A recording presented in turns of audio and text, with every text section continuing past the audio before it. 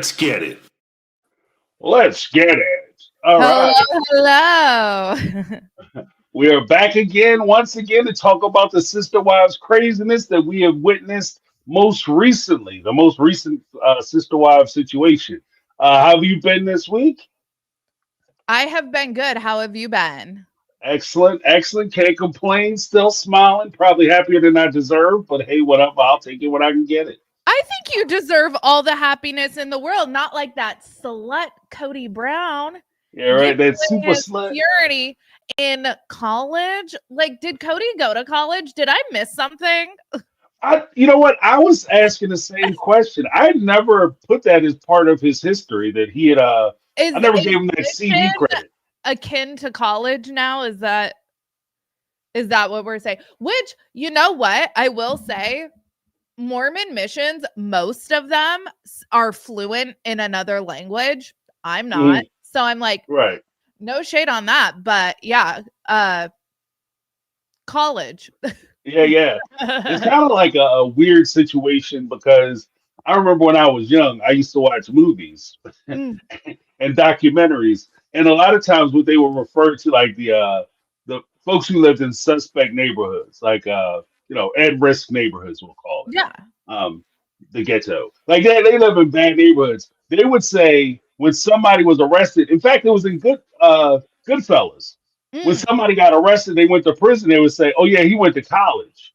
So is that like, when Mormons say I went to college, is that referring to the mission? Like I'm thinking about the same, like along the same Oh, lines. interesting. Yeah. So Yeah. I don't know. But even then, like, if he did go to college, he said it like, when I was in college, I had this girlfriend and we did the shabanky bang. But is it like a live at college, or is this like a community college where you just go for the day? In which case, it doesn't really hold the same, when I was away at college. Like you were 15 minutes down the street and you knocked off in the woods, 2 blocks from your house. Like that doesn't Mhm. count as you being away at college. Yeah. So I don't know. I don't know. But I thought that was awesome. Ugh. Especially what did you think about him saying specifically like, you know, there's only two of my wives who know about it. Meri and Robyn. I told Yeah. Robyn within the first month, of course. This is why I mean, what this show could be, it could be delicious if Right. these people would sit in the same room with each other. Right. Because could you imagine a tell-all where Christine and Janelle watch this clip and we get their reaction in real time in front of Cody? Because say we do talk back, look backs again, and they look and they react to that. Okay, that's one thing. But if Cody has to sit and watch Christine and Janelle watch him disclose that, Right. this show would be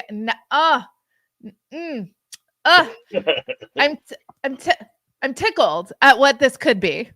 Right. Well, you never know. These new producers, they're working. And that was kind of one of the things we're kicking around even on my channel because Tim had left. He was the producer who worked with Photo Monkey before, the show that produced the production company which produced Sister Wives. Mm. And according to Sister Wife lore, I can't guarantee it for sure because I wasn't there in the room. But Uh-huh. according to Sister Wife lore, him and Cody were good friends. In fact, he lived close to Cody, or he was a neighbor of Cody in Arizona. And Yes. yeah, The so interview set in Flagstaff is like the garage of, I don't know if it's like Tim or if it was Tim Gibbons' like personal residence, but it was like a production house of some sort. They like mm, bought a whole residence for them to be able to go to and do their interview. They were quite accommodating to the Browns when they moved to Flagstaff. So yeah, that would only right, happen if there was like a friendship level. thing going on. Yeah. But that also, like, and I wanted to get your perspective on this before we delve into the review of the episode. That also opens up a whole door about the tell-alls because I will give the production team, the current production team, a lot of credit because historically Robyn and Cody could come out and they could say whatever they wanted, and nothing they said would ever be contradicted. Like they could literally have a scene where they do something, and then maybe the next season they completely deny it, and nobody is allowed to ask that question. Mhm. Now they do something, and they immediately they fact check them with an edit. You know what I mean? And the Yes. way they edit, which Yes. is awesome. Which is Yes. awesome.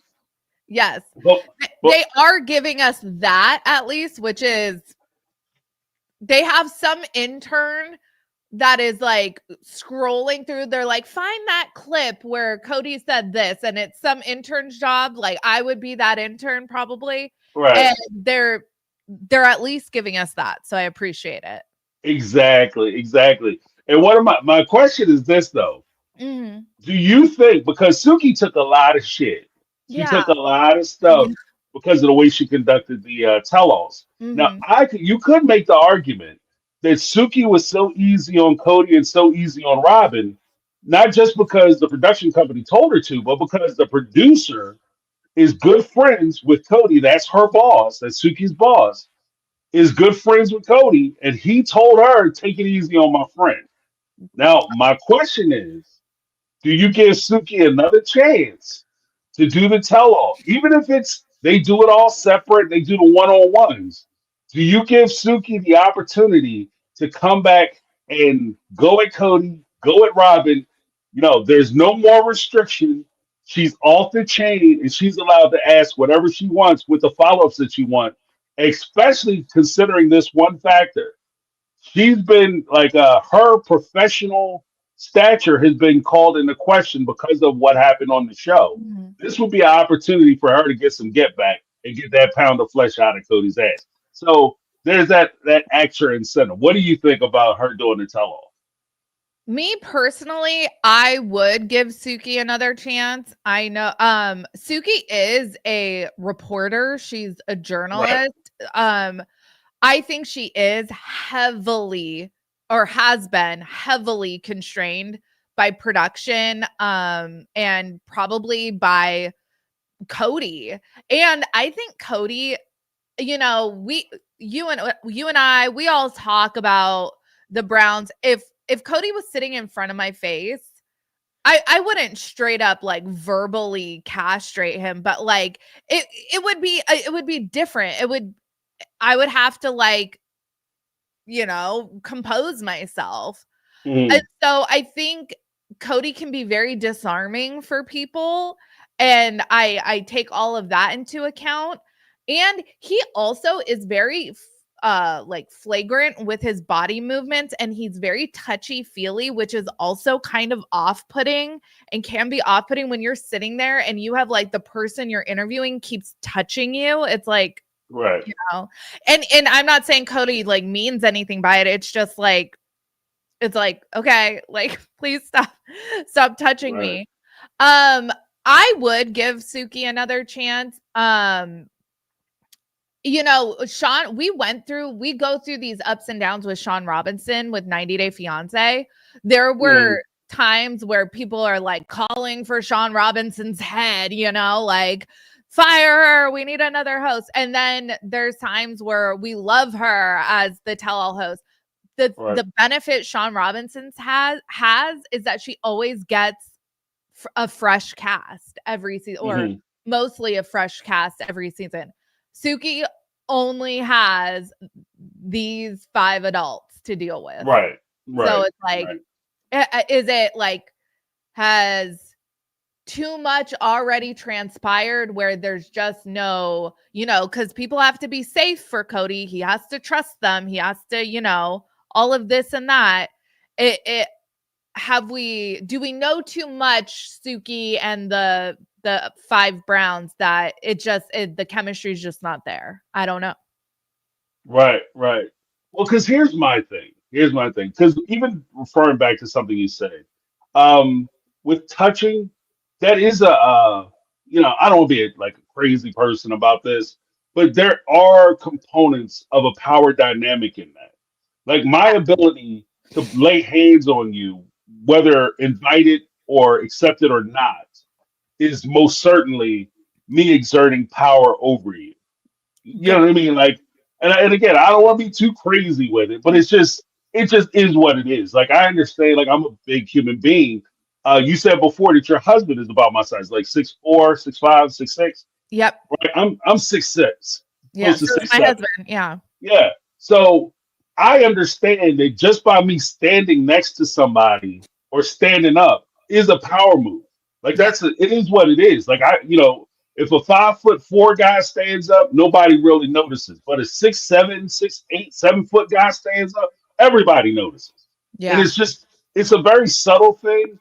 And you may not mean to do it, but it just is what it is. And for him to lay hands on Suki, especially in a very familiar way, it Yes. is off-putting. Like there was one time he grabs her, he's like, Yeah. when he was talking about taking Meri back, Yeah. and I was just like, whoa, yeah.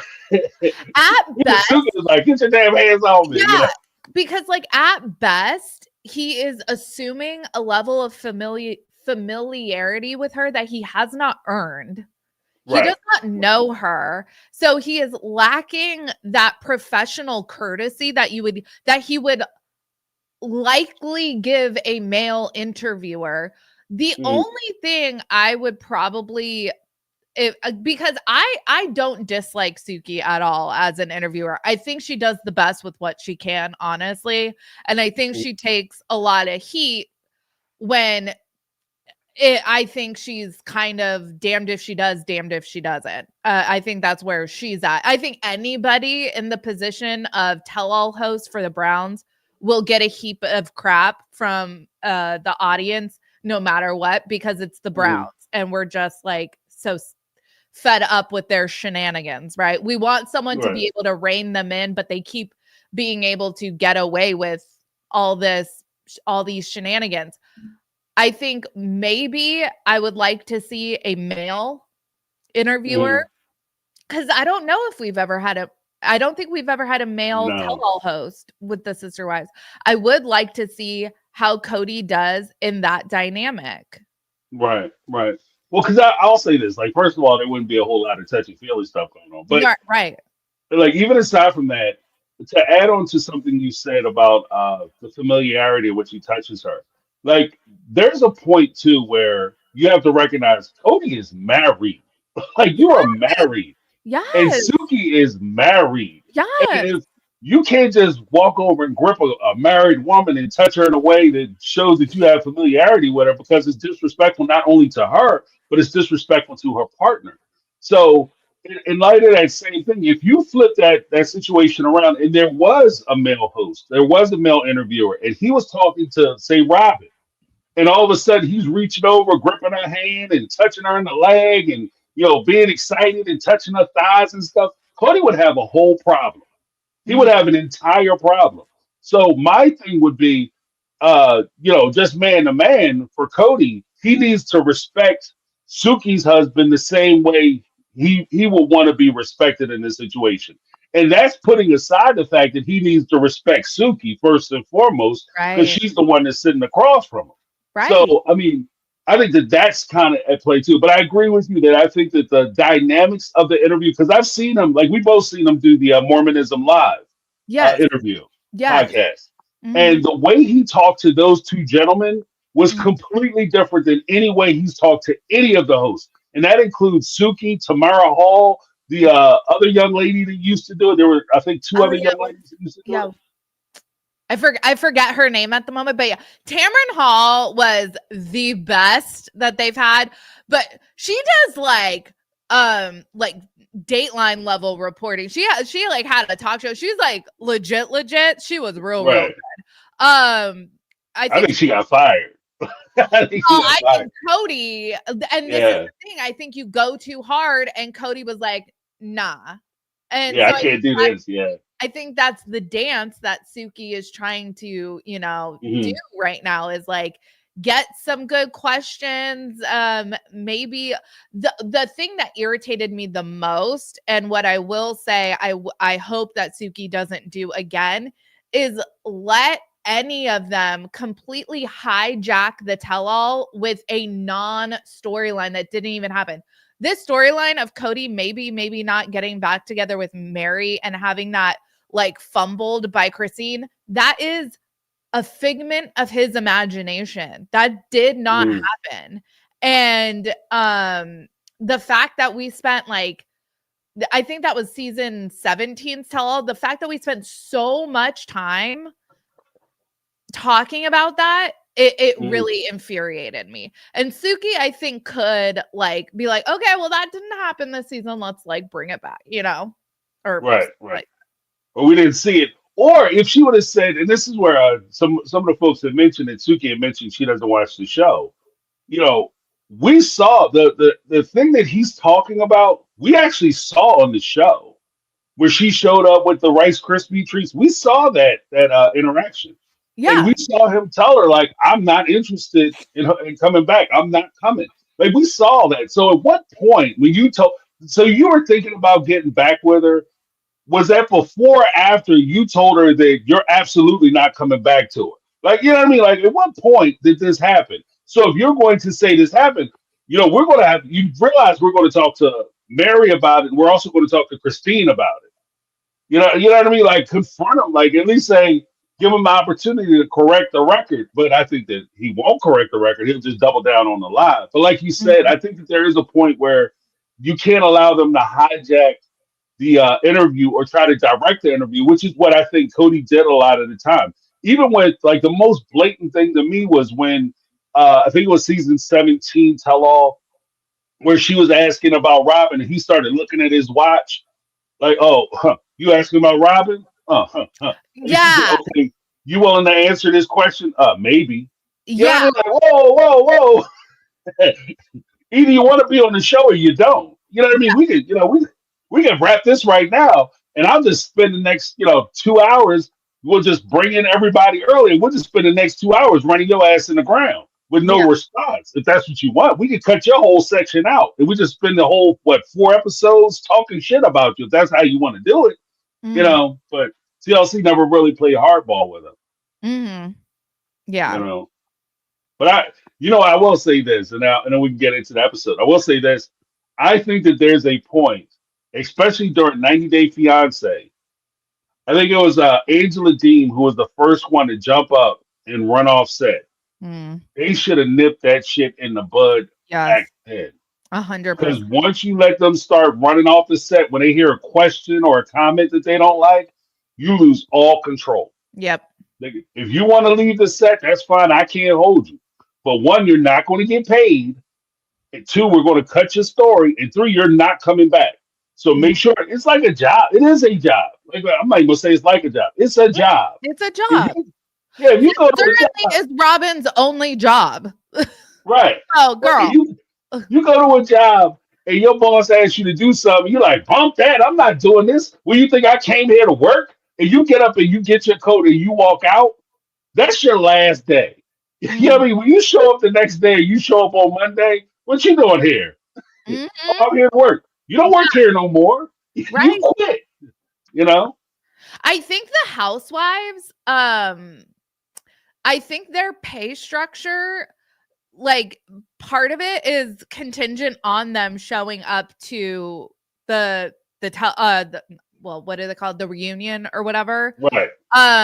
So I think how they get paid X amount per episode and then a larger sum for the tell-all, and that makes up their pay for the season. And I remember Salt Lake City, I think season 2, Meri Cosby just didn't come to the tell-all. So she didn't get paid like a good chunk of her salary. Right. Yeah, I tell you what, if they did that one time to Cody, because that's the whole thing. Like, you got to hold it's not even so much like you got to beat them up and bully them, but it's just you hold them to the contract. And if they did that type of pay structure, they said, look, well, majority of your money will come from the tell-all and what we get from you during the tell-all. And he comes and he doesn't want to participate or cooperate during the tell-all. I tell you, you give him that one check where you come up way short, and especially to the point where you start missing some bills, I guarantee you the next tell-all, you won't be able to shut his ass up. You know what I mean? But sometimes you got to do it that way. I just think. Yeah, I agree. But let's get we got a super chat coming in. Aunt Mitty, 499 super chat. The AUB is very racist. Try a white guy and watch Cody with her. Every host should have seen every second of the show. Yep, I agree with that. Like they should, you should at least. For me, I think that if you're going to do a tell-all, especially if you're going to ask questions for a particular show, out of respect to the audience and out of professional preparedness, Yes. you should do your research and you should do your homework by reviewing all available materials to make sure that you know what you're asking and you know what environment you're going into. So when they say something, you're able to respond to what they say, as Mhm. opposed to just, oh yeah, Cody, I always love my wives and I took great care of them and I made sure I provided for all of them and I gave them all equal time. Oh, okay, yeah, that's great, Cody. You're right. You're a wonderful man. Like, no, you got to ask the question, ask Mhm. the follow up questions. So I agree. Mhm. Let me give you a little something, something on Meri. Thank you so much for the Thank super you. chat. Appreciate you.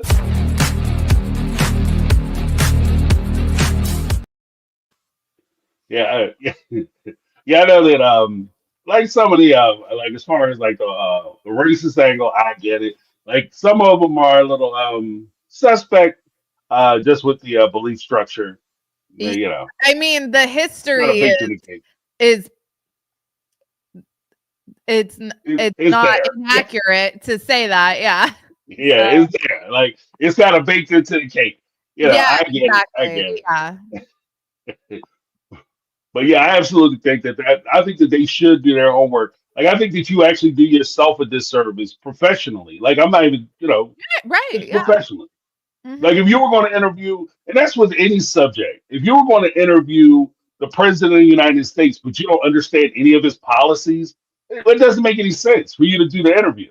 If you're going to interview a governor or a judge or a lawyer, but for a court case, a lawyer for a court case, but you have no idea what the court case is about, you know, then it's a waste of time for you to do the interview. So Right. in the same vein, you should prepare because it's out of respect not only for your profession, but it's a respect for your audience because your audience is spending their time to watch and consume this particular product.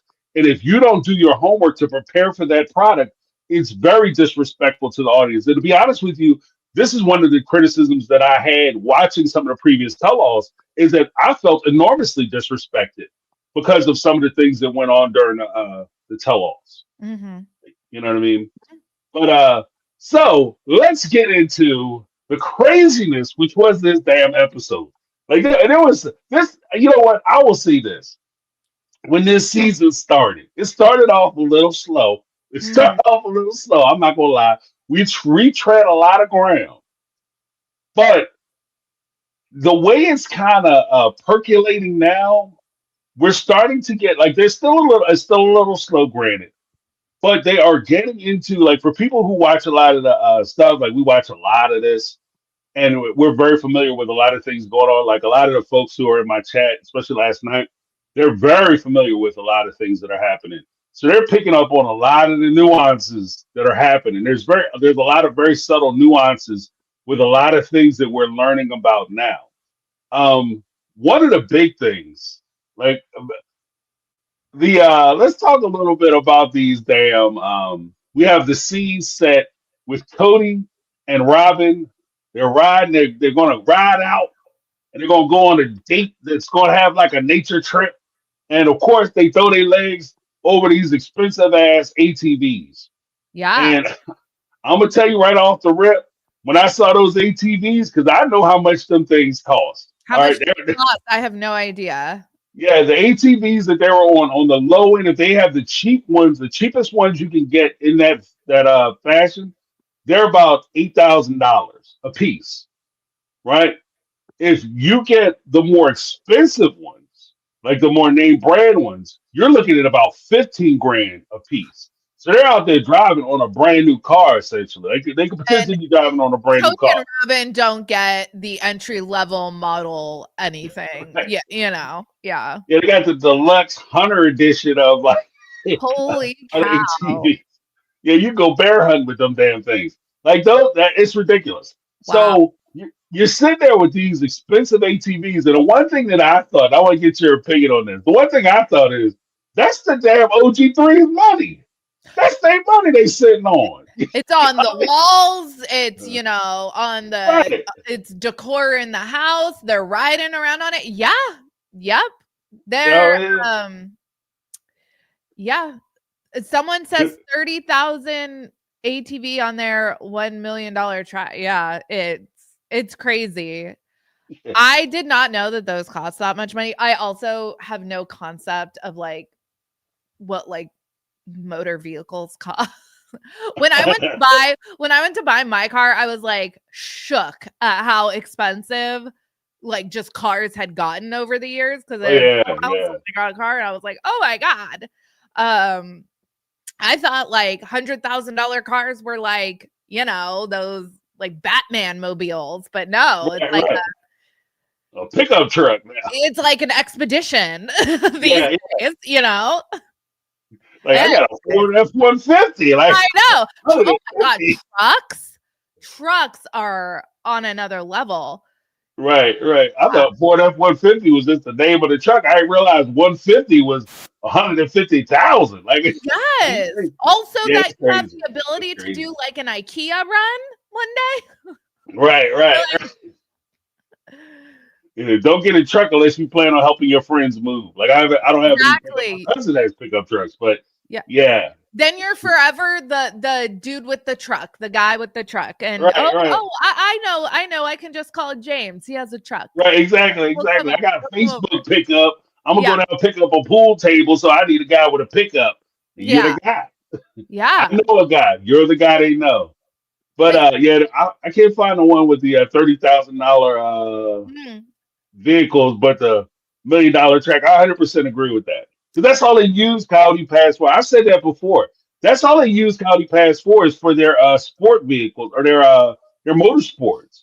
Because they have a little area where Janelle was supposed to be putting her land, where her land was supposed to be. They have trailers down there. You can look on it at Google Map, and there's a bunch of trailers there, and mm. that's where those pocket bikes are that he bought for Christmas for the kids. Yes. Okay. They're all out there. Yeah. So that's all they do out there is just basically, I, Janelle, Meri, and Christine put all that money in so that Robyn and Cody have somewhere to go play. Like I bought you $1 million playground. Like that's what that is. The It's fact that ridiculous. they still have not, and I'm of the opinion now, and I would like to hear your opinion, James. Like the only reason why this property has not been divided at this point is just to keep it going for the show, right? Like, Right. what are we doing? Because it is absurd that this is not divided yet or Right. sold or whatever. Right. It's not taken care of. Especially, and here's the thing that would tap my ass for real. Like if I was watching the show and I was Meri or Janelle, and you go through the whole thing where you're on the precipice, according to the storyline. I don't know how true this is, like you were saying. Could just be a story arc. Mm, But you're on the precipice of losing County Pass for non-payment. mm, I go to Cody and Robyn and say, hey, we owe this money. Cody comes back and says, I don't have it. right. And Meri and Janelle have to scuttle the money together so that they don't lose the entirety of their investment and any possibility that they can walk away from these marriages or relationships, really relationships, with any money. And then all of a sudden, not only do I see the art on the walls, but I see these jokers out riding around on ATVs on the land that I paid for. I'd be hot as hell. I'd be hot as hell. I would pull up and I'll pull up with a trailer. I'm taking them ATVs.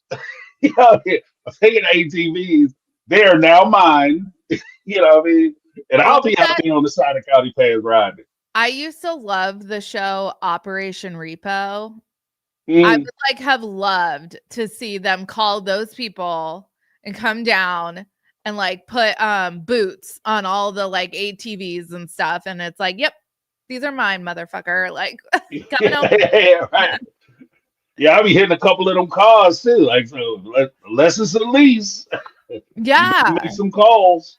You guys are gonna be Ubering They for the next really, those foreseeable two future. have all the audacity. It's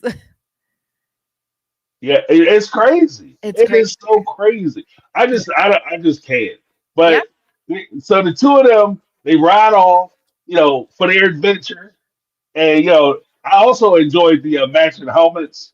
I think that was cute. Like she bought a matching helmet to her jacket, or she bought a jacket to match her helmet. I'm not sure which way it goes. I think that was awesome. I love a And commitment to a theme. Love a right, commitment to a theme, you Yeah. got to coordinate, Yeah. coordinate. Yeah. So they jump on the bikes, they start riding, they start ripping up County Pass, riding in and out of the poop pond where they was supposed to be the pond that Cody was so worried about the family being able to swim in and have access to the Mm-hmm. spill off. So that's there's zero water in there now. So he's driving in, like he's driving around the pond, and she's driving through the pond up and down, and she goes over the rocks, and she gets into this is the big accident. Boom! She falls off the motorcycle. Cody comes running over. When you saw her come off that bike, what were you thinking? Well, first of all, I was not expecting that to happen in like the literal first 30 seconds of the episode. Right, right, I was like, I had just come back from the bathroom. I was watching 90 Day Fiance, and then I was like, and then I promptly fell asleep. But I was like shook that right, I was like, oh my God. Because that actually looked like a pretty decent hit that she took. right. And She was hurt. Yeah, Cody she was is hurt. so useless in an Mm, emergency. I could not imagine being married to someone so utterly it must be what my husband feels like being married to me, because I'm about as useless as Cody is in an emergency. I there can't be two of me in a relationship. I have to have somebody that like knows like what to do. Cody's talking about like airlifting her out of there, but while he's like yanking her head, I'm like her helmet off, and it's like I'm pretty sure, because I know nothing about rendering emergency aid, but I've watched enough like Grey's Anatomy to know like you don't right, fuck right, people's neck. Like you don't touch them unless they're a professional. They say as is until help comes, right? Because right. you don't know. And Cody's just like yanking her more. And I'm like, oh my God, you are the worst. Yeah, yeah. Well, because I'll say this. I I'm not a big power sports guy. Like I don't do the ATVs. Like I'm not a big ATV person or the Sea-Doos and all that. But I do ride motorcycles. Like I have motorcycles and I've ridden them for a lot of years. But I will say this. If you come off of a bike and you hit the ground, don't touch anybody. If you get into a car accident, the car accident is severe enough, you have airbag deployment, and the person isn't moving, and you ask them, "Can you move?" And all they say is, don't touch them. Yeah. Right. Yeah. Don't touch them." You know Yeah. what I mean? And you don't even have to be an expert to understand this. It's just like you said, if you've ever watched ER, Right. Grey's Anatomy, Yeah. New Amsterdam, any TV show ever, Yeah. that the first thing they say, cop dramas, don't touch them, stabilize them. So that way, keep everything still. Even when they want to get up, depend on how they fall and how the accident look. Can you move? Can you feel things? Are you okay? If they want to get up, no, stay where you are. You keep laying down. We'll call somebody and get them to check you out. If I go down, don't touch my ass unless you a paramedic or you got MD after your name. Other than that, you on the lawsuit. Stop it. You know what I mean? Stop it. Seriously. Seriously. And I don't, because people are talking about Cody might have like an art degree or something in the chat. He certainly doesn't have a medical degree. Right. So stop it. Stop touching her, Cody. And Right. also, can we just talk about in general how I am not buying that Robyn had any sort of like daredevil tendencies at Yeah, all? I yeah. don't buy that whatsoever. I'm like, Robyn, please. Like we know you, girl. Like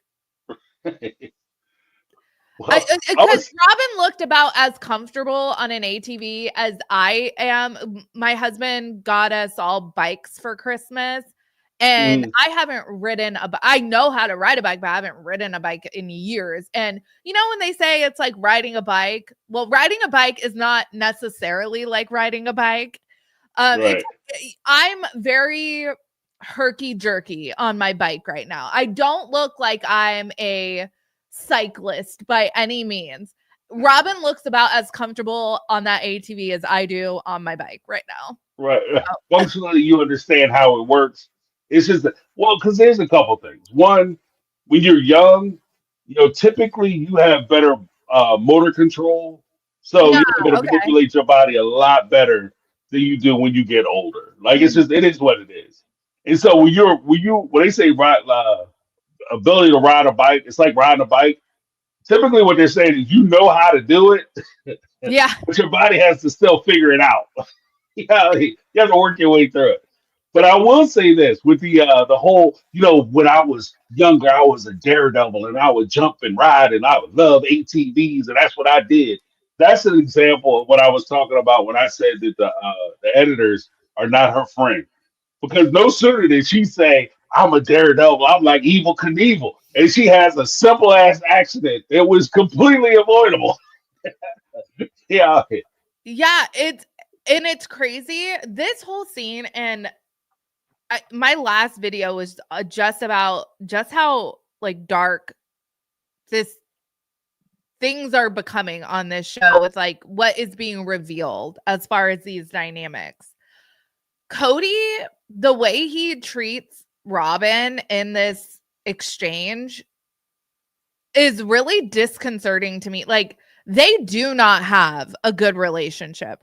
Robyn No. cannot speak freely to him.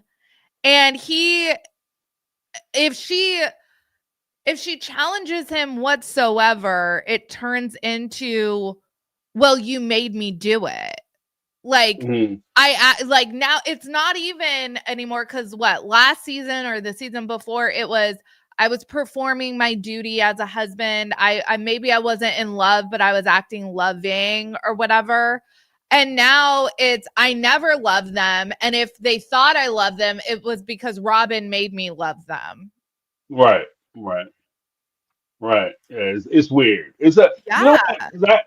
Because I also had a video. I saw your video, but I also had a video where I was talking about the trailer for this episode.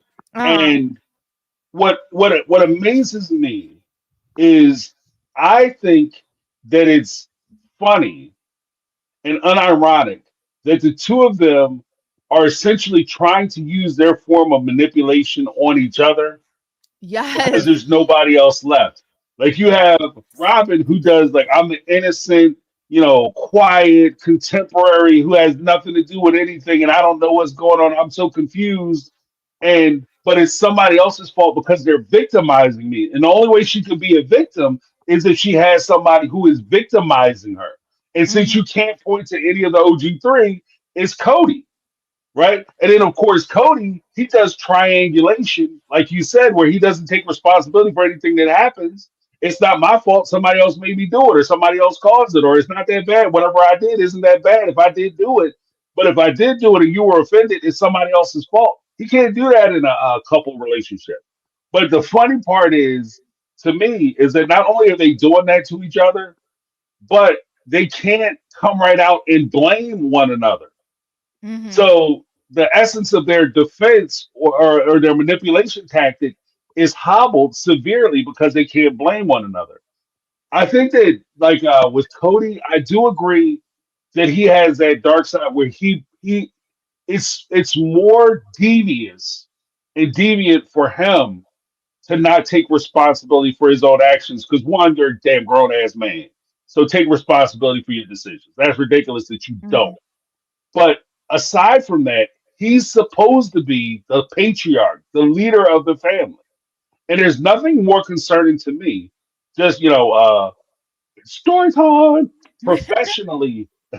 If you have a boss, and I had a boss they wanted us to do this project, and I was team lead, and I was guiding this team for a couple years, and we were going like jackhammers. Then all of a sudden, we had a new supervisor appointed, like a higher manager appointed. They wanted to come in, put their stamp on the project, so they tried to change our entire process around.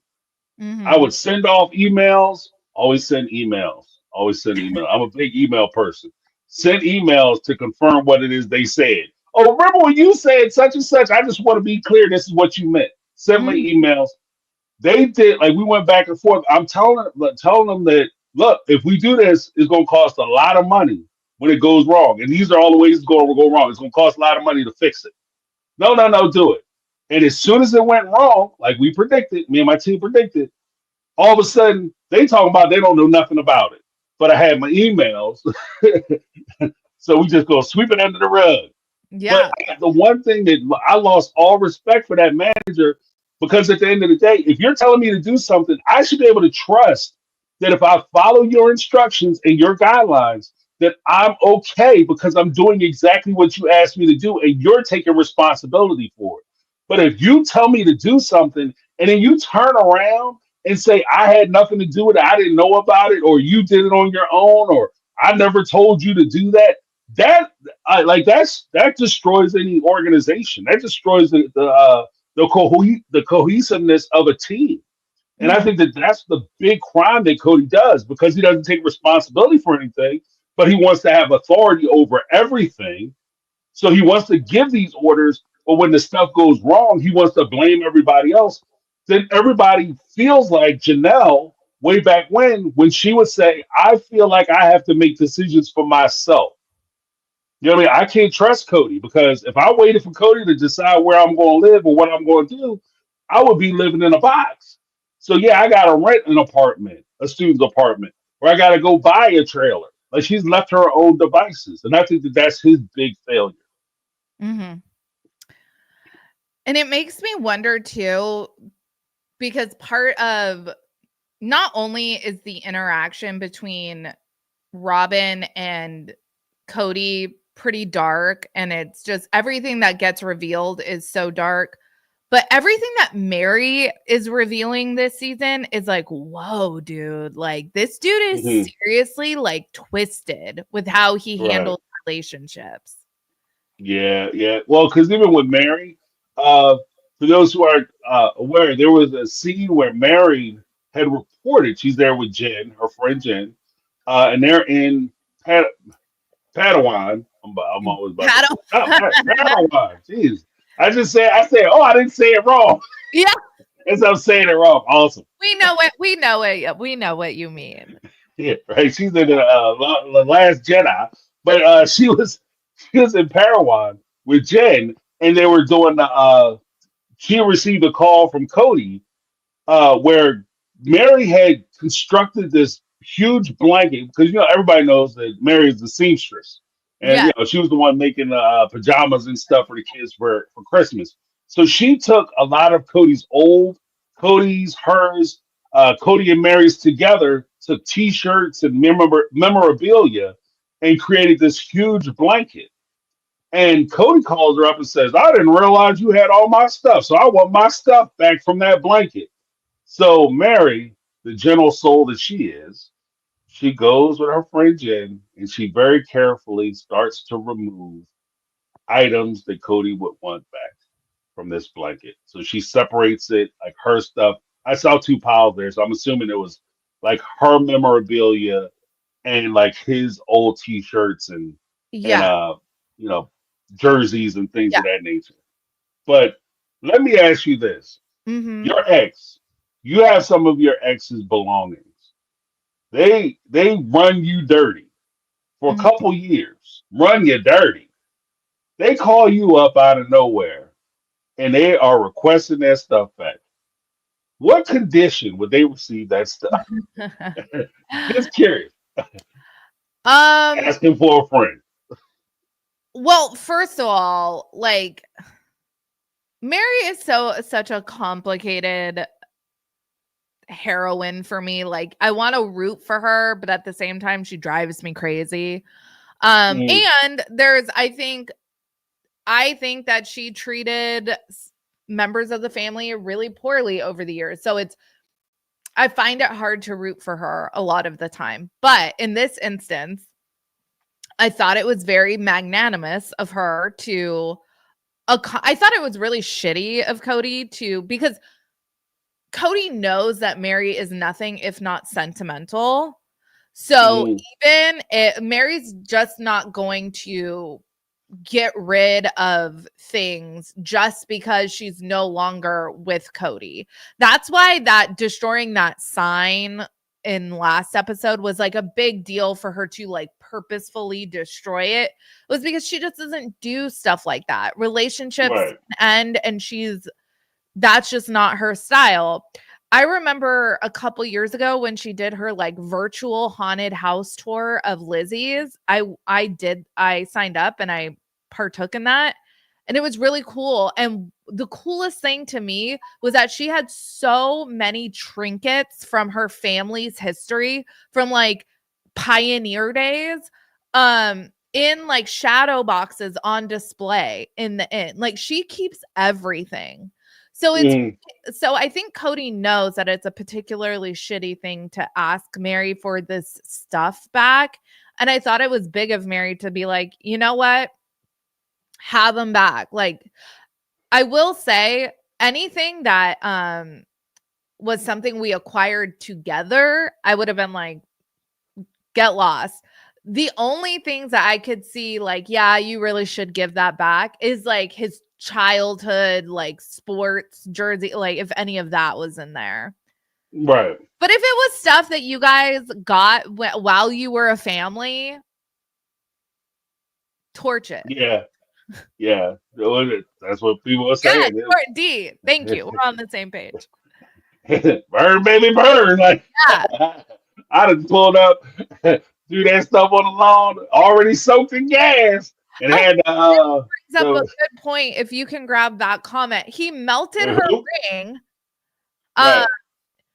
So he has the audacity to ask for something back after he melts the ring she gave him.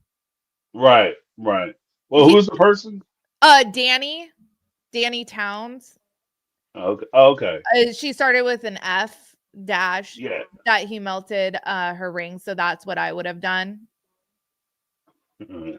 Danny, you're better. You're a better person, Danny. Yeah. I'm with you. Yeah, because I think that I don't know. Like I think that it all depends on like I want to give the very I think I can't find it. He wanted I will give the one disclaimer.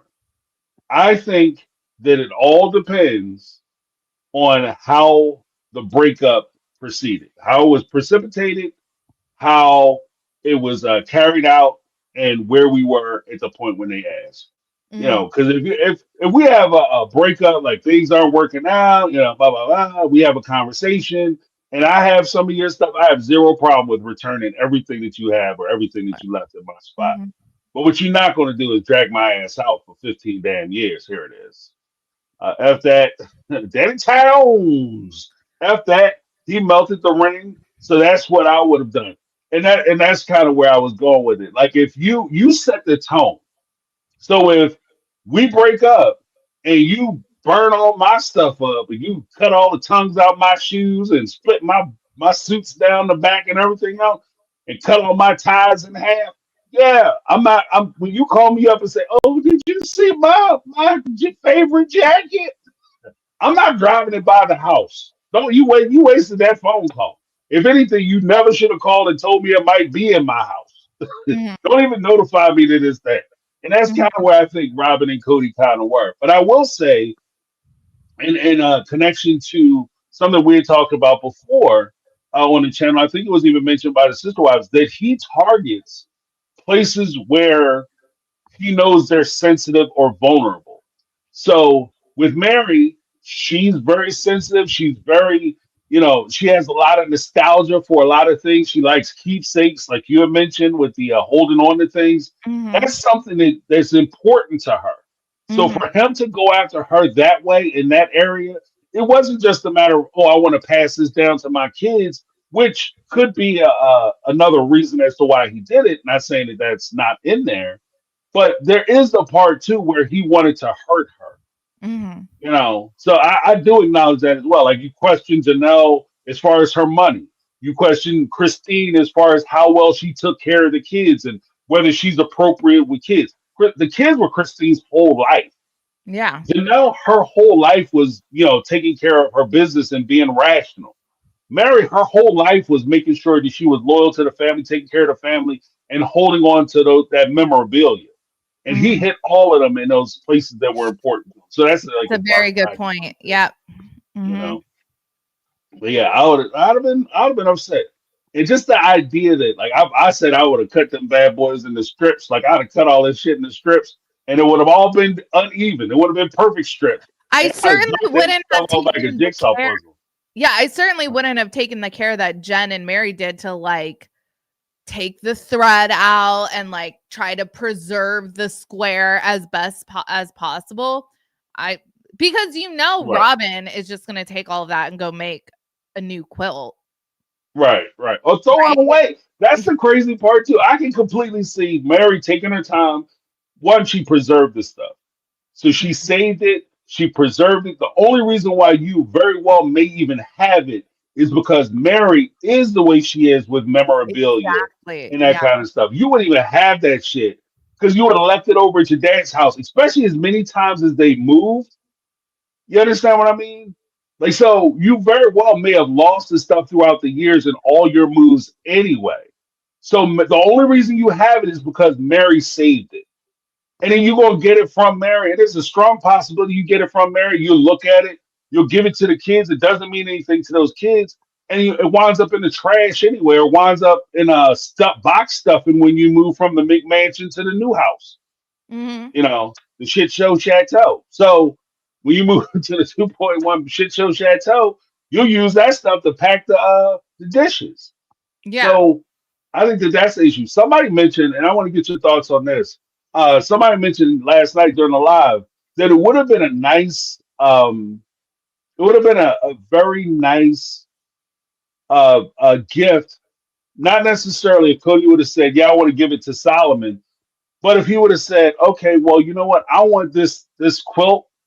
I want you to give it to Leon because they would have been around. Leon would have been around to watch their parents Mhm. sleep under that quilt and see it in their Right. room, Mhm. and it would mean something to Leon. It doesn't. I don't think it really means anything to Solomon or Or any of Ariella. the other kids. It was never in their households. It was in Mary's Right, household. So yeah, I totally agree. right. The person, I think before it was cut up, and maybe this happened and they just didn't talk about it, but I would hope that Leon was consulted like, "Hey, do you have any interest in this? If so, Mhm. it's yours. If not, dad wants his square." And the thing about just wanting his squares back, like he doesn't want anything to do with Meri. He just wants like his memories of his shirts.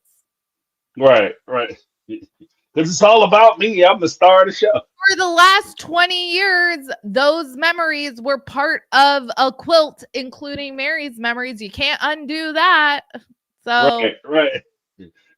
And it wouldn't have like Mary Cooties on it because they were sitting by her stuff probably for what 20, 30 years when she had that blanket made. and he's just so shitty. And we knew he was shitty, but now that there's no cloak of charity and Meri is like revealing just how shitty he was to her, he literally told her when they moved to the cul-de-sac homes that he gets to be like she's in relationship purgatory, right?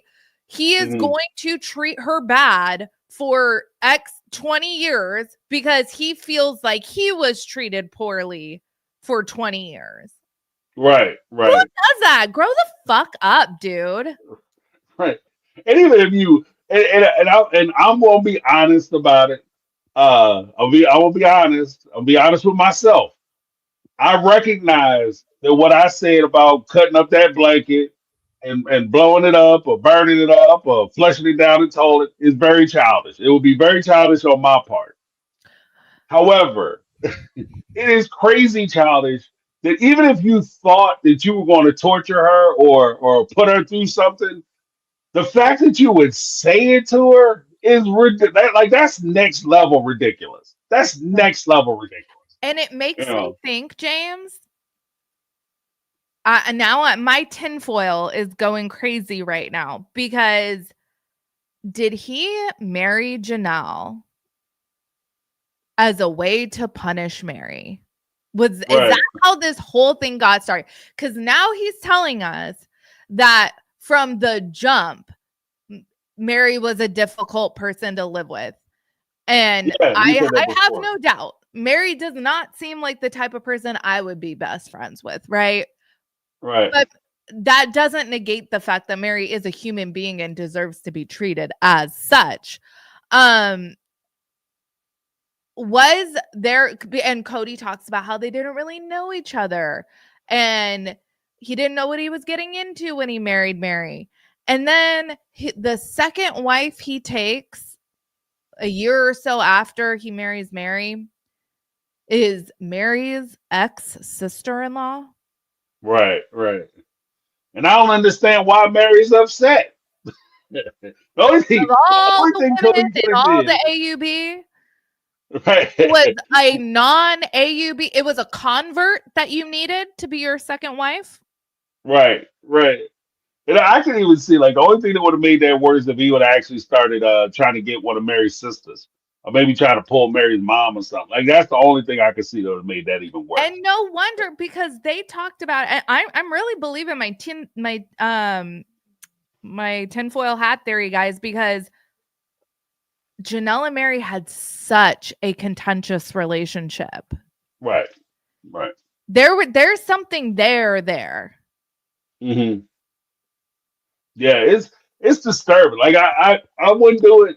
That's me. Like I think that people have different rules clearly, and in this faith, there's a lot of intersex that goes on. Like you dating this person and you married a like the was it the Dargers? Like you had he married two sisters and Mhm. a cousin. You know what I mean? Like, so there's a lot of that going on. Me, the way I was and the way I am, like the world is too big for you to jump around. Like, if I have a buddy, a close friend, somebody I'm tied to, but a close friend, a friend, and they date somebody, that person for me is off limits. You know, Mhm. I don't go behind my friends and try to scoop their ex girlfriends. I didn't do that when I was a young person single. I just wouldn't do it. You know what I mean? It wasn't a possibility. I don't care how much they feel in me or whatever the case may be, or I'm feeling them. Like we just can't date because it'll be disrespectful to my friend. Not saying that there aren't exceptions. I'm just saying that wow, that's kind of like just a basic rule. But to go after your in-laws or ex-in-laws, you know, that would always ask the question because the question would always kind of pop up. How long has this been going on? Exactly. This You know family what I mean? has been messy from day one. They've been doing Hmm. things to each other that have been messed up. Because Right. someone pointed out in the comments, Janelle and Kody wanted to get married on Mary's birthday. That's fucked up. They're always doing things to hurt another person, and that's just like I don't know. It feels like, and Robyn is sitting there talking about she still believes like this could work and whatever. And Kody flat out tells her, he's like, I've never seen it success like it doesn't work. Or people don't get over their issues. I've never seen Right. people, they're still working on getting over their issues. And it's because what we learn and what you're taught in this form of polygamy is that it is survival of the fittest, eat or be eaten, and you are out to for numero uno all the time. Right. Right. Yeah. It's just it's a ferocious dating environment to Yeah. exist in. And And even it's a look at ferocious also way for kids to grow up because the kids learn that they have to be like that too. So many of these like personality traits that we like get on the kids for, or we talk about we don't like this about like McKelty. She gets ragged on a lot, right? It's Hmm. because when you grow up in an environment where you have 17 siblings, you got to do something to stand out, and any attention is good attention at that point. Right, right. If I Well, because grew there's up also if I grew up, I'm being so for real right now. If I grew up and I had 17 siblings, I would probably be like a petty thief, because if I got arrested and my mom had to come bail me out of jail, and that was how I was getting attention, that's how I would get attention, right? right, right. Well, because I think that's also part of it is that you have to you're fighting for attention because even with the um like as a child in that situation, not even so much looking at the OG3 or the wives in that situation, they're fighting and competing for attention from Cody Mhm. as well. But as a child, you're fighting and competing not only against the other children, but you're also competing against the parents. So you're competing. If you want your mom's attention, you have to beat out your siblings and you have to beat out your dad to get your mom's attention. If you want your dad's attention, you have to beat out not only your siblings and your mom, but you have three other moms and their kids that you have to beat out in order to get your dad's attention. So, like you said, like that does foster situations where we don't really see it in a Brown family. God bless them. They don't really have the issues where people have been arrested or they have a lot of craziness going on in the family. I would But be a I straight can see where that could lead psychopath. to it. If I was Cody's child, I'd be a psychopath, because I would just be like, because like my personality mixed with his parenting style, it would be like, Yeah, yeah. Would be unsafe. It'd be unsafe woo. for society. But I will say this about the whole blanket thing, quilt thing. If it struck me that when Meri moved, because he didn't just call her up and say, "Hey, baby, I was thinking about it. And I didn't have a blanket. There was a blanket that you had with some of my old jerseys. I was wondering if I can get that back." He helped Meri move from Arizona back to Paraguay. So he was in the vicinity of when she's packing all this stuff up. He could have walked through and said, "Hey, that blanket that has my stuff. I like to get that so I could, share it with Solomon or show Solomon." I can even see that. Like I want to show some of my younger kids about my glory days Right. because at least with Hunter and Logan and all those guys, he got to wrestle around with them. Whereas with Solomon, you start getting older and you try to show him like when I was your age, I was a tough customer. And here's my proof. So maybe that's why he wants to do it. But that would have been the time for me when you help her move and you say, "Oh yeah, do you have some of this stuff, this, and this? Can I get that?" And I'll just put it in my car. That makes sense to me as opposed to helping her move. Like you pack the stuff up in Arizona, then you move it down to Paraguay, and then 3 weeks later you're asking her about some stuff that you saw when you moved her. Like it's just I don't know. To me, it's just reckless. Mm-hmm. But we got some super chat. We have a super Yes. chat from Scarlett, $2 super chat. What's up, Scarlett? How you doing? Cody degree, visual arts, K through Oh, 12, K and 12.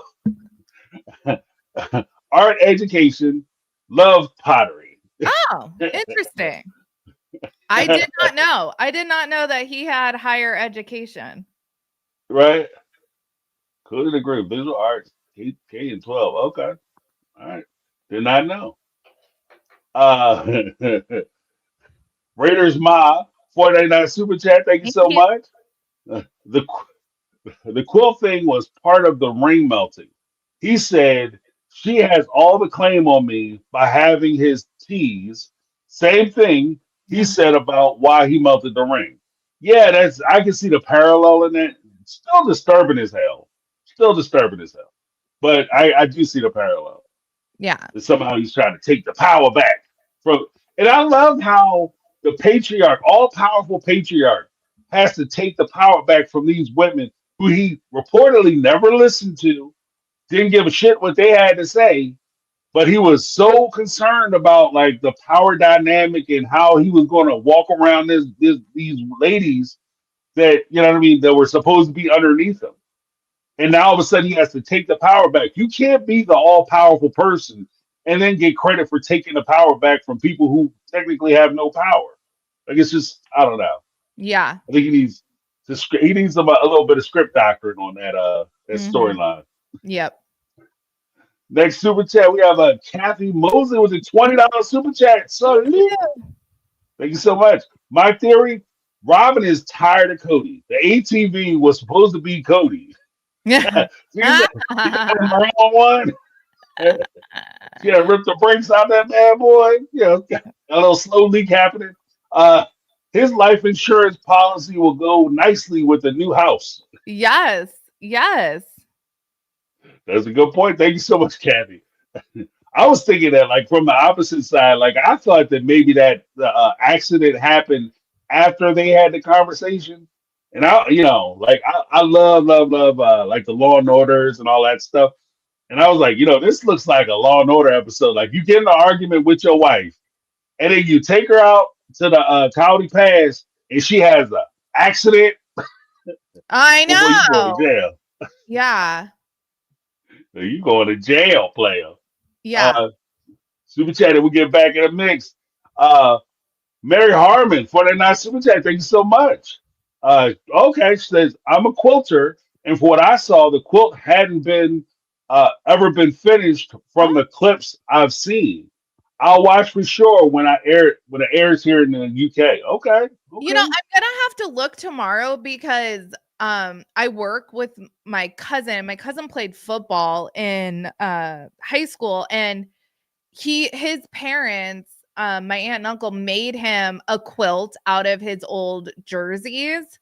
And yeah, I did also, I had like a fleeting thought of like, oh, that kind of looks different than like what was made for my cousin. But Mhm. my aunt didn't make it. She like had it made. So like I don't know. I didn't really give it much thought. But thank you, Meri, for giving us insight, because I agree that it didn't, also nothing was like, things were kind of like mishmash and not Yeah, like, offset. they weren't, it Yeah, wasn't like a grid or anything. right. Which, I mean, I guess, I don't know. That's how they do it.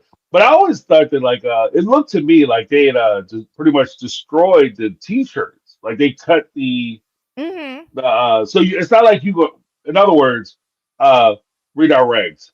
It's not like they cut the quilt, and then put in the T-shirt. Take the T-shirt out, and you could unfold the T-shirt. And you can start wearing it. Like it looked like to me, they basically cut the square out of the front of the T-shirt, cut a square out of the front of the T-shirt, and turn that into the quilt. So I don't, That's like, that's what they did with my cousins. I those are not those, it's just the like number on his jersey, part of his jersey, and that's it. Like, so you couldn't rewear it. It's no longer an right. article of clothing. Yeah. Right. And so that's what I mean. Like when Cody says, "I want the thing back," that's what struck me. And Meri, Yeah, please let me know if I'm wrong. But what struck me is essentially you're asking Meri to send you back a box of rags because that's all it exactly. would be. It's not like you be like, "Oh yeah, son, here's my jersey. You could wear this." Like it's the front of the jersey. The back is in the trash somewhere. So I don't know. Yeah, But the back has been lost to the ages. It's no longer, right, it's literally just the square. Like, that's the memory right, you are demanding back from Meri. Okay. right. Gotcha. Right. And But thank you guys so much. my husband tells me all the time, because I have never let go of my my parents put a bunch of their stuff in storage, and all of my childhood Christmas ornaments got stolen. And Mm, they're not worth any money. It's literally like the macaroni ornaments that you make as in preschool. But like, obviously they meant something to me, and it like burns my gears that like, my kids are bringing them home for school. They made them all year, and like my husband has his and I don't have mine. And I'm just, right. I'm just I'm just salty like that. But Yeah. and I always talk about how like my childhood memories were stolen, and my husband goes, "No, nobody can steal your memories. They stole the things. They just didn't steal the Right. memories." And so for Cody, I say the same thing to you, sir. They didn't. Meri can't, like, there's not, that thing is not there anymore because now it's just a square, right? Right. Right. Yeah. Yeah. It's over. It's Yeah. over. I kind of felt like it was like that Ed Bundy from Old Married with Children, where he had like the 4 touchdown in a poke high game, Yeah. trying to relive the glory Oh, days. totally. Totally. And I think, Yeah. in Cody's, to give Kody his due or whatever, I think he did like win a state championship or something Yeah. for wrestling. I think he was at one point like a pretty good wrestler. But that certainly was like his high school glory days. So, you know, Right. Well, that's how he got that girl at in college. Bump to wow wow. his tryst. Right. Let me give you guys a little thank you so much for the super chats.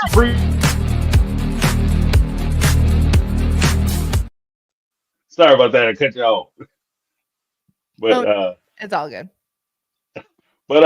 so we had like the whole quilt incident. Then of course we had like just 2 more issues. We had the boat trip where Christine comes down and they have the celebration, a lot of which we've already seen. If you watch the specials Mhm. with regard to the wedding ceremony for Christine and David, we've already seen a lot of the footage that they aired. So there was no surprises there. The one thing that did stand out from during that time they spent at the location for the wedding venue was when they lost the little young tender.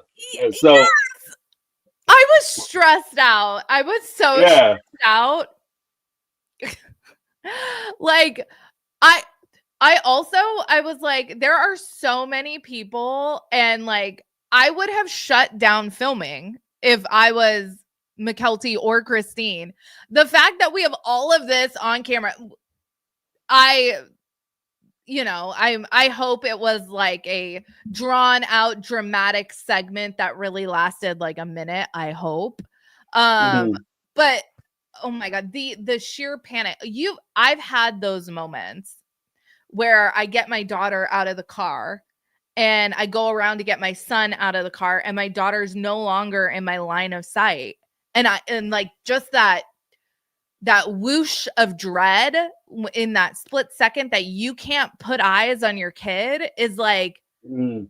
I would not wish that on anyone. And then, then my kid is just, by my tire and I'm like, don't do that, like, Right, right. but Losing him up.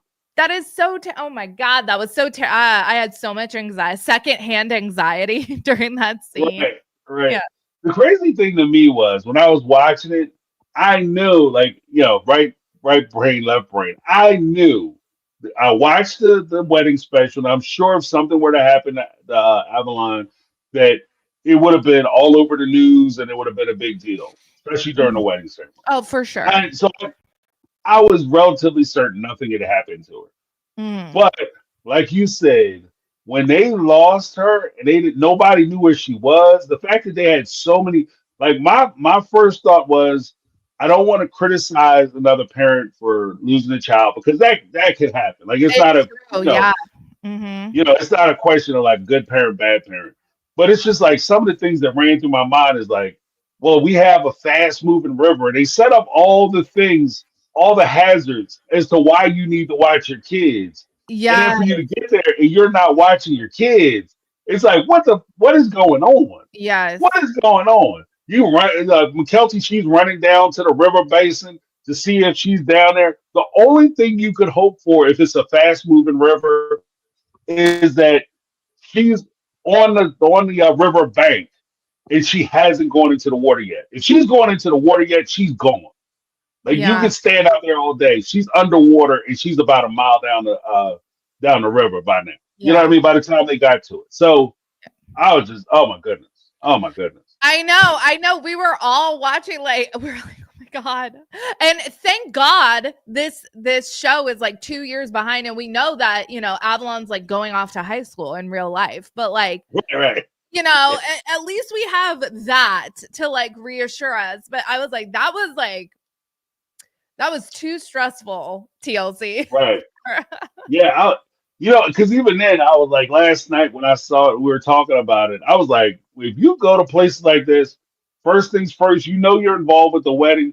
Just have somebody watch your kid. Like, if you're going down and you know that you have a part to play, assign an adult or a mature person, watch her. Keep an eye on, it. Especially your child is busy. You know your kid. You know your kid is busy as hell. So watch. Just keep an eye on her while I go do this and you go do it, you come back. But when they said because they said, oh, it was okay because um what's McKelty's husband's name? Tony. Tony. Oh, Yeah. Tony's mom had her. Why didn't what? Tony mom didn't hear y'all out there screaming one, two. You didn't know that Tony mom was watching her? Who did you think was watching her? I think that Tony's mom or Tony's parents watch them a lot. So Right. why was that not the first place you The checked? plan. The first person you checked? I don't know. Right. Yeah, she would have been the plan. Like, you got grandmom there, other grandmom getting married. Right. Other grandmom is, yeah, she don't have nothing to do with the wedding. Yeah. And she's just there. Okay, can you watch the children for me while I go do this thing, and I'll be right back. Yeah. But Like, oh my goodness, don't drop your kids off with other kids and be like, it's fine. Couple minutes, so that, it got our blood moving. That's for sure. Yeah, it was terrifying. But again, I'm not really coming down on McKelty too much, just because, like I said, I understand that things can happen. You can lose track of kids because kids are, especially when they're not babies. Newborns, easy to watch. You put them down, they stay where you put them. Kids, when they start walking, everybody look forward to their kid walking and talking. It's such a big milestone. But when your kids start walking, sooner or later they start running, and then you have zero control, like being able to control where they go. You put them down, like especially that entire environment was a kid's playground. You have grass, you got hills, you got bushes, you got water. You know what I mean? Like that kids, everything that a kid would want to do to have fun is right there in that place. So of course they got their little siblings and kids their age. So there's no way you're gonna be able to sit her down and expect her to just stand there and wait. Right. So that's just the one thing that was like, oh my goodness. I hope I knew they were going to find her, but it was just like, they need to find this child. I know. It's taking so long to find her. I know. I would rather rewatch 100 clips that we've already seen of Christine's wedding than this new stuff that is like giving me palpitations. Right. Yeah.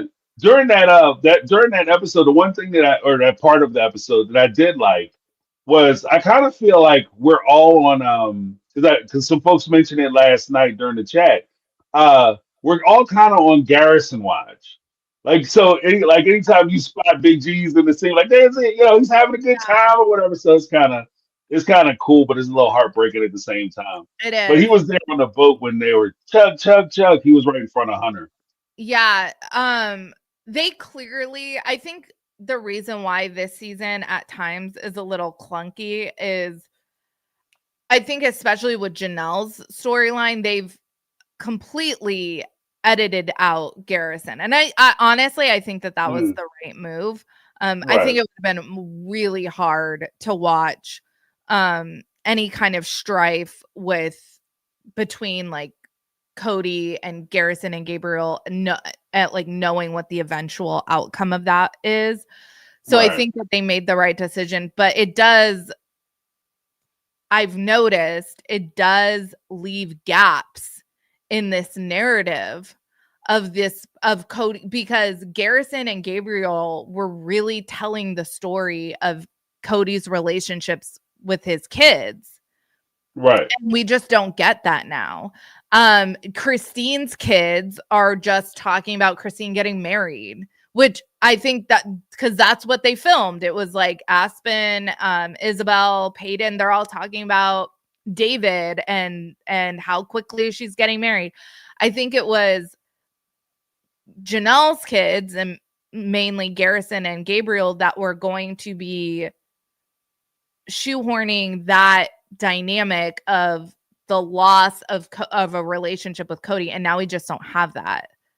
Right. So it's giving Kody and Robyn a little bit of this more of an opportunity than I think they would have had to even rewrite history even more. Right. Well, it certainly gives them a reprieve in the sense that Yeah. if they don't talk about it, it's something that they don't have to talk about or address because you don't have somebody constantly reminding you that there's a huge gap between Cody and his kids. And even more importantly, like you were saying, that with Gabe and Garrison, they took on kind of the mantle as the OG-13 spokespeople. So a lot of what they were saying was sentiments that were echoed by the other siblings. So they Mhm. were actually sort of, in some ways, I could almost see them speaking up for their brothers and sisters Mhm. about their treatment of how Cody was treating them, or not their treatment, but how Cody was treating them. So Mhm. I agree with that. I think you guys ducked a huge bullet because Garrison, Big G's, my man was coming with the fire. And He was really, coming with fire. yeah, in season 18 during that dinner scene, he really Mm, was assuming the role of like, I will take on vocalizing how we all feel so that dad gives his wrath to me. And he clearly wanted to like spare Gabe and Savannah and their relationships with Kody if he could. If they're not seen saying something that Kody could perceive as against him, if I say it and I take that on, maybe that gives them a chance of, having a relationship with Kody. And he really, I saw him as really taking that on, and it really breaks my heart now. right, right. Yeah, because he was doing that for his siblings. But I Mhm. mean, if anything, that's just that if that's what he was doing, that's more or less a earmark of his character. Mhm. That he would do that. Be willing to lay down on the wire for his brothers and sisters so they can crawl over him. Uh, so I mean that is the thing. Like I don't want to bring everybody down, but I Mhm. think that is a important note that there's always like I always appreciate the Garrison sightings Yeah, and throughout the episode. in what was the part? It was one of the parties that Christine had that he was in the background, and it was like, Mm, oh no, it was Savannah's graduation party that was at right, Christine's house. And it was so nice to see him, and he looked happy and light, right, and right, like he was having a good time. And in this scene he looked happy and is in celebration mode, and that was nice to see, and that's a good right, memories for the family to have of him. right, and the fans, because we get it Yeah. too. Hmm. But we got some super chats. We got Gigi with the $5 super chat. Thank Thank you so you. much. There can never truly be. There can never be a truly good Cody interview. He Mm. doesn't understand himself, simple truth, or others' perspectives.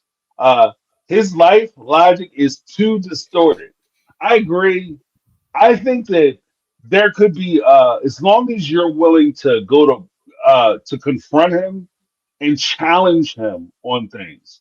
Part of the issue I had with the way Suki was, I think I'm going to say the way Suki was forced to do it until Suki proves me wrong. Part of the problem with the way Suki was forced to do it is that I don't think she was allowed to challenge anything that he said to any real or substantive degree. So essentially, you have what potentially could be a world class interviewer, and you rip her teeth out, and then expect her to bite down on Cody. Like he's Exactly. not going to be affected. Right. So it allows her to blow past it. So what do you think about it? No, well, and I always think back to that 90 Day Fiance tell all that where like the raw footage got leaked, and Mhm. we saw just how much the producers were like directing Sean Robinson. So I Mhm. have no doubt that that is exactly what Suki goes through. That they are Right. literally like they're like moving her arms and legs for her essentially. Like she can Mm. only I think she is only in so much of control, and it's this much. Right, right. Yeah. Because there were a few opportunities where, and I think this is what annoys a lot of the fans. There were a few opportunities where she certainly could have had some strong follow up with even some of the things that he puts out. And this is what I mean. You can't challenge him because he'll say something, and then you can't say, "Well, can we elaborate on that? What do you mean by that? What is your definition? Like, give me a definition of what it is you're talking about, so we understand we're kind of coming from the same place." And the way he does things and the way he moves in a lot of these interviews, you can see in real time a lot of times when he realizes he either went too far or he said the wrong thing. And he had the benefit historically that she wouldn't pursue that avenue of questioning, or she would let it go, or she would allow him to distract away from something that he shouldn't have said, or that he said the wrong thing, realized it, and so he throws the distraction in and she chases that rabbit as opposed to the big huge mistake he just made. So Mhm. hopefully they take that away and then she can Mhm. start, cut off the chain. This might be Cody's last season. If they did that, I could see Cody quitting. Yeah. Because I And I don't think he could. also think because I think it was this she started with the season 16 tell all, if I remember correctly. And I think it was in that tell all that she accused Cody of emotionally abandoning his family. Meri. Yeah. Well, Yeah, it was Meri. and Cody really like rejected that hardcore. And I don't know if that spooked Suki a little bit, like, well, okay, like learn my lesson there. Um, Right. so she just doesn't go as hard with like any kind of accusation like that. But yeah, I also think she is just really constrained by what she can say. Right. Yeah. Right. But Gigi, we shall see. We shall see. But Yep. I think in step with what Gigi was saying, I think a lot of those limitations she's talking about, they're talking about, I think it goes directly to why it would be difficult to hold him accountable and why he might burn out if you did hold him accountable. Like, I think that either one of two things would happen if you actually held him accountable. One, he's always going to evade. Like, so that's already built into the cake. But either he's going to run away or he's going to lash out. Like I think that that's kind of where you have to be ready for both of those events because either he's going to flip out and like you said with the whole Meri thing. Well, I feel like you pretty much abandoned Meri. Abandoned, please. No, Mhm. no, no. Take that back. I think that's offensive. Take that back. This is basically what he said. Yeah, he And said him doing that whole offended. Yeah. yeah. Yeah. Yeah, and that's why I was like, yeah, he's gonna give like severe pushback. So you just have to be ready to go step in the ring with him and go toe to toe about it. Like Mhm. so, I said it. I'm not gonna apologize for what I said, and here's my proof. So I'm gonna say it. I'm gonna back it up. You know what I mean? And if you have a difference of opinion, let's talk about it. But you're not just gonna yell at me and bully me and elevate your voice because volume doesn't make you right. So the louder you say something doesn't make it true. So you can hoop and scream, you can holler, but I'm just gonna sit back and I'm gonna ask you again the same question. So, but good point, Gigi. Thank you so much. Yeah, thank We you. had one more from Stacy Stitches. Stacy Stitches with the 499 super chat. I could let I could tell McKelty was freaking out. I felt bad for her. And Mhm. the kid was with her abuela the whole time, LOL. Yeah, yeah. I Yeah. mean, the fact that you're in a place where there are already natural hazards, and then I'm not even going to really get into, but it's already baked into the cake that even though you're in a place and there's strangers present, there's so much real estate, there's so many places like closets, rooms, and all kinds of places in that venue that you would have to be concerned about. Mhm. And not even to be funny, but we talk about this short relationship that Christine has had with David and the brevity of their relationship and how quickly they're moving. Truth of Mhm. the matter is that we could say that they don't really know David like that. but you certainly don't know his family like that. And not even, I'm not accusing anybody of anything. I'm just merely saying that I wouldn't feel comfortable with people I don't know, especially if I had a child who was as young as Avalon and they can't speak to me or communicate to me what's going on or what's happening. So I would be very like I'm just like I said, it's just a parenting thing. So Mhm. everybody has different opinions on it, but that's Yeah. just me. I'm a little more paranoid when it comes to that kind of Me too. stuff. Yeah. You know? So I'd have been losing my mind. Like I'd have been running up and down. I don't know. I might have went in the water, but that water thing would have scared the shit out of me. McNulty like was doing hurdles, jumping over the fences, and I was like, Mm, "Girl, yeah, like I am not an athlete, but that would have been me too." Like suddenly you have like superhuman abilities when you're, in mom parent save mode. right, right. Yeah, Yeah, I didn't see. They didn't film. I won't say I didn't see. They didn't really film or show Tony running around, so they needed to blend maybe in Tony Tony running. knew he was with Avalon was with his mom. I don't know. Hey, I hope that Tony was up there with him or whatever, because I didn't Maybe, see him running yeah, around. who knows? But that could just be an editing mistake. I'm not saying he wasn't. That could have just been Yeah. an editing mistake, or maybe they just didn't catch it on camera. Yeah, But but I'm it just looks saying they like should have. ultimately Janelle was the one who located her, so I don't know. Over reliable as Janelle. Yeah, Saving the day once again. Sister wife, do it again. But let me give you ladies a big thank you, Gigi.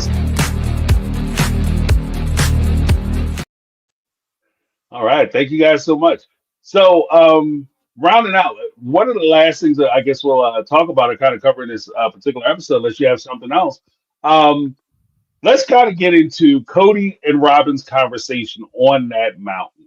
When they went up to the secret pass, for the romantic evening, Cody, I want to tell you something, Robyn. What do you want to tell me? I don't know. I just want to say something. Um, and there's a few things that bothered me about that conversation. What were your initial thoughts about it? I thought they were playing the blame game, and you know, it seemed like a conversation that was going a different way than what they had originally like planned for the conversation to go, because they Yeah, clearly like we're like, okay, we're gonna talk about this, and then it started going sideways. And maybe it was because of Robyn just took one to the head. I don't know.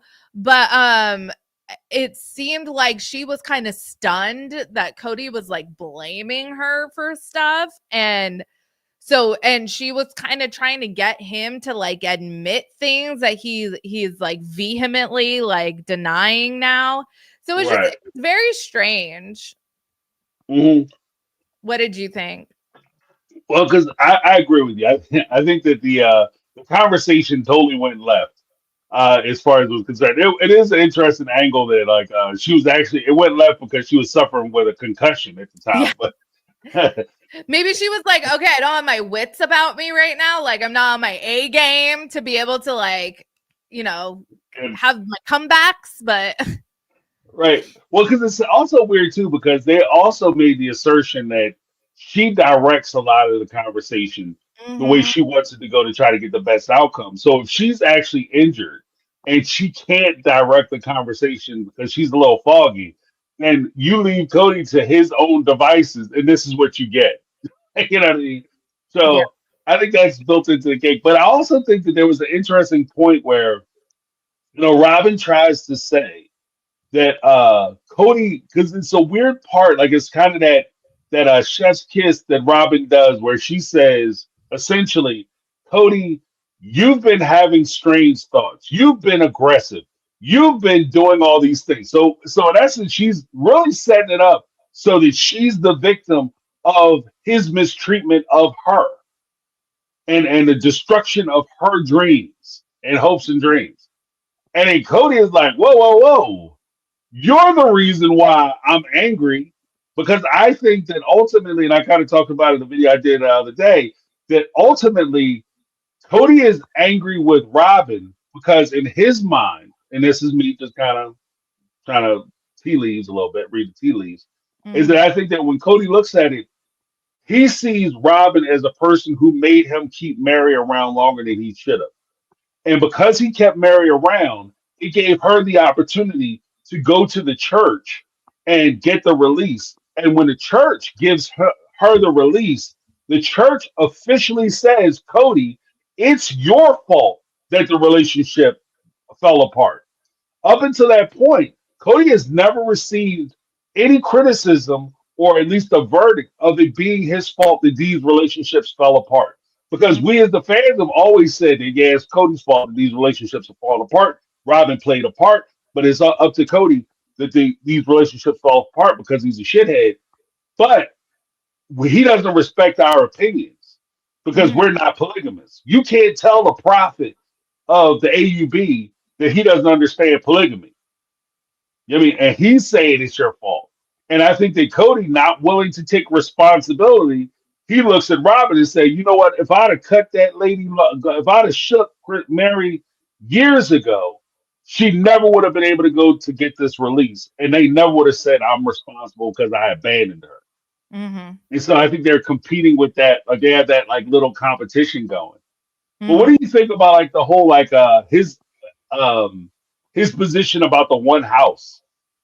Like he said that they were standing in the way of my goals. The family was in the way of my goals, which was to have one house and be one family. And that's Well, why things fell I apart. think that that could be lumped in with what we're now calling Cody's like escape plan. I think Cody was purposefully posing scenarios to these people that he knew would never fly with them. No, none of them. Cody doesn't want to live all in one house. If Cody lives Right, all with all of his wives in one house, that means that all of his wives will know where he isn't before, right, right, when he has them, so split apart. Maybe Janelle could assume that he's at Christine's, or maybe, I mean, I think they all pretty much knew he was never at Mary's, but I think he could play Christine and Janelle off of each other, making one think he was with the other when really he was always at Robyn's. If they're all in one house, Christine and Janelle are going to definitely know where he's not. So right, right. it was never something he was sincere in. He just knew that this was a way to push these ladies out the door. hmm Yeah, I agree. I agree because especially with because the idea or notion of that is just basically the poison pill. So you just set up something that is so repugnant and Mhm. so disagreeable that the other person would never go along with it. It'd be a way for you to kill the entire idea because Right. you know they're not going to go along with it. And even with the idea of like him losing the ability to have plausible deniability in where he was, what he's doing, who he's spending time with, how much time is he spending with these particular people. On the surface, it does make some sense for him because that way he can consolidate all the money into a particular plot of land and a home that he would have control over. However, it does create a problem for the next thing that I wanted to ask you about, which was his revelation that he wanted to move from his house and prospectively go to Europe. So already he's getting the bug, he's feeling the itch to move again. If you moved into one house, that would pretty much destroy any possibility that you could move anywhere else. You would live, pay for, and die in that one property because you would never be able to sell it. But what were your thoughts about like him saying that? Yeah, I'm ready to go to Europe, start over. He sounds he sounds like he is constantly trying to flee. Like his way of like fixing his problems is to just run away from them. Right, right. Now he's talking about literally fleeing the country. And here's the crazy part because I thought about it last night. Do you like with him talking about he's going to leave the country? I'm going to go to Europe. Because my whole thing was like, bruh, I'm thinking about it, Cody. If you left here and you went to Europe, Do you think that you'll continue to star on Sister Wives? That might be your last episode. You Yeah, know what I because mean? they might go to Salt Lake City, but they're not going to Germany or wherever you think Right, you're gonna move, you know? right, right. Maybe he thinks he can hook up with the 90 Day Fiance production team over in Europe, and they might be able to do a little sister wife crossover. Maybe, yeah. But even then, like that actually reminds me of like what I was saying before, that I think that Cody and Robyn were under the impression that they could get their own show or their own spinoff. If he's talking about him going to Europe actually being a plausible idea, I don't see him thinking that I'm going to go to Europe. I'm just going to quit the show. I'm going to move to Europe and live the rest of my days happy. Because if he doesn't have enough money to be able to retire in Europe, and especially a foreign country, and you most certainly don't want to go to Europe where they take like half of your money in taxes. Like you don't want to mess around over there. Healthcare is free, but you don't want to play around. So Mhm. you don't want like I don't see him saying I'm gonna quit my job and I'm gonna move to Europe. So in his mind, I think he would be thinking I'm going to go to Europe and they'll follow me and they'll just film me and Robyn getting into adventures in Europe or whatever, right? Trekking Yeah, all over Europe, getting into Mr. adventures. Don't Tread on Me is not gonna fare well in a predominantly socialist region. Like, Right. Yeah, yeah. Well, he because somebody can't take mentioned the red pill and then go move to, like, Holland. Like, come on. right, right. Well, because somebody mentioned yesterday, like especially in the UK and places like that, his whole business model, as far as like the firearms and the gun stuff, Yeah, like if you want to do that here, it is what it is. We have a gun culture, but if you go over to different countries, they restrict the hell out of your ability to purchase it and uh and mhm, sell firearms. So it's yeah. not like I don't know I what think he's in thinking. Australia, it's like guns are banned. Like, Right. For the most part, yeah. yeah, and I think in, They like, only allow in Europe too. Yeah, they take gun control. They don't have the Second Amendment. right. Yeah. Right, right. Yeah. There's no right So, to bear arms in Europe. and that's what I mean. Like even in like because I was talking about it last night in the UK, they had a like there was like a mass attack, and the guy was running around with a knife. Like they have a lot of knife stuff, like Yeah. edged weapons and things like Mhm. that. Blunt force weapons, bats, hammers, Well, things of that nature. But they where don't have there's like a gun will, there's a violence. way. If someone wants to commit an atrocity, they will find a way. But, Mhm. restricting access makes it a whole lot harder. Right, right. But, anyways. Yeah, I mean, so I don't know, like, because that's a lot of what he does. So I don't, if you can't do the show, and that's a big part of your income, and whether you're pro gun or anti gun or whatever the case may be, your position on guns, a big part of his other business ventures are firearms. You can't do that in a lot of parts of Europe. Then you have like what shucking trees, knocking down trees. Unless you buy property in Europe to knock trees down, and I'm not sure how that works. Like I just don't see the viability of him moving out there unless it was specifically to continue filming the show. And I don't know how you're going to do that because I don't know if the fan base is ready to watch you and Robyn just traipse around Europe for an entire season and have non-arguments basically, non-disagreements. So No, I mean, Cody embarrasses Americans on a national level or international level as it is. I don't think we need to see him literally like showing the peoples of the world how just batshit right, crazy Americans are. I right, don't the think we ugly need to watch American, that. like it's divine, but but Yeah. uh, but yeah, I mean it's a lot of stuff that they talked about on the side of the mountain. Like I was I think going to do some videos about those things that they were talking about. He did say something that I thought was interesting. He said that he had threatened to leave. Like she Mhm. said that Robyn had said that revealed that Cody had threatened to leave a couple times. That he was talking about leaving her. So I had heard that before, and I'd always assumed that like one, I'm not a big proponent of people threatening to leave. Like if you're going to leave, leave, but don't threaten somebody. Most certainly don't threaten them every 2 seconds because then they just don't take you serious when Right. it is time to go. But him saying he threatened to leave, that actually put me in mind of him moving all the time, his inability to be able to face a lot of the conflicts that happen within the family. Part of the reason why I think that he diverts or he triangulates a lot of the arguments and disagreements that he has between the family members is because he can't take responsibility because he doesn't have that bone in him where he stands and fights or stands and faces an issue. He'd rather run away or avoid that issue. So I think that like him threatening to leave is just merely a continuation of that mindset where I'd rather run away from you than deal with the problem. Mm-hmm. And so I can see that being a thing. But what do you think about like him threatening Robyn to leave? And do you think she was sitting there saying, don't threaten me with a good time? If I you want think to go, I go. think that probably comes up frequently.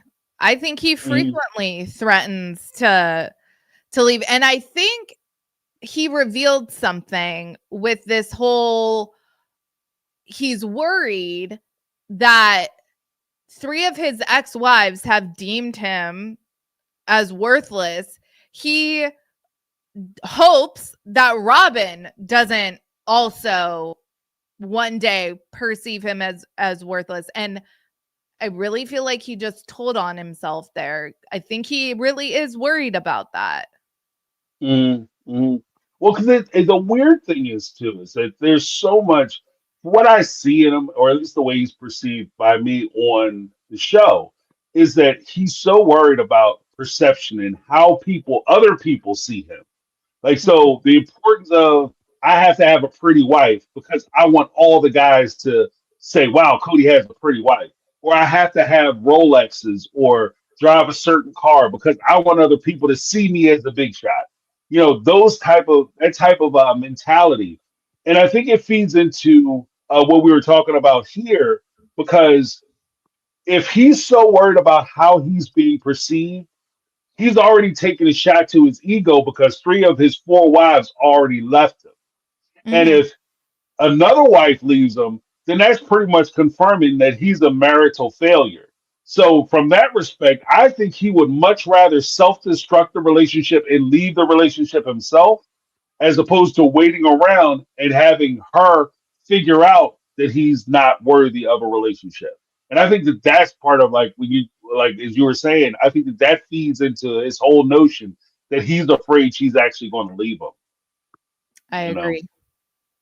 so but yeah, it'll be interesting. Like I think that we're kind of rounding out, especially now that they're kind of forcing them to film a lot more because they don't really have Christine. Like, how much can he really comment on what's going on with Christine, Janelle, and Mary? Because you Yeah. don't know them. Like, I might know as much as he does Yeah. about what's going on with them. So it forces them to actually address some of their issues, and I appreciate that. And I appreciate the production team forcing them to deal with their own issues without. They're still pulling in the OG3, and I think they will because they just can't face what they're doing. But Mm-hmm. I appreciate the fact that they're actually trying to make an effort to make them address other issues. We have 2 more super chats, real quick. We have Carla Baku, 2.99 super chat. Robyn said, "Was that the OG?" Robyn said that without the OG3, her queen bee reign is over, Yeah. and Can't I think she has a be wife if you're the only wife, right? right. Hey, can't be the best if you're the only. Well, I guess you can be the best if you're the only, but it doesn't mean anything, you Right. know. Right. So, but then you have Emily Whitney with the Thank $1.99 you. super chat. Thank you so much. No message, just the love. Appreciate you, appreciate you. Then of course we have Michelle Woods in the house with the 4.99 super chat. A guy like Cody will never own up to their misdeeds. They'll True. just blame everyone but themselves. And I 100% agree with that. I Yep. 100% agree with that. Me too. Very perceptive. Very perceptive. Yeah, I appreciate everybody doing that. Let me give you guys a little something, something. Fantastical. All right. So, So, Sarah, what do you have going on this week? What should we be keeping an eye out for? This week, I'm going to be talking about how nobody rewrites history the way Kody rewrites history. We're going to talk about that. What do you Yeah. have coming out? Well, yeah, Cody has his pen out. I have I want to do a video where I want to address uh Christy or Robyn and Cody, even though they go up to the side of the mountain and they're having like a pleasant time. All of a sudden, Robyn turns around and she has to pull Cody back into misery and Mm, sadness because that's where they exist. And I want to talk about like the whole idea of their victimhood and then them trying to turn victimology into a positive thing. Like, so me being a victim is now all of a sudden uh, a cornerstone of me being a good person. And it shows how everybody, because I suffer so much and everything is on me, I'm actually a good person.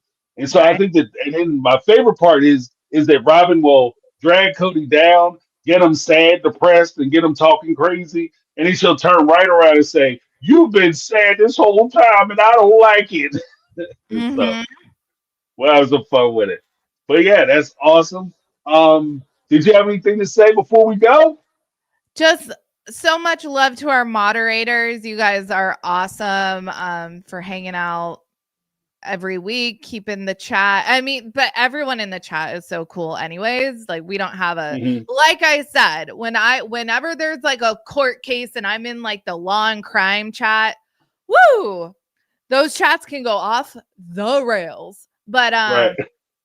I just so much love to our moderators. Yes, yes.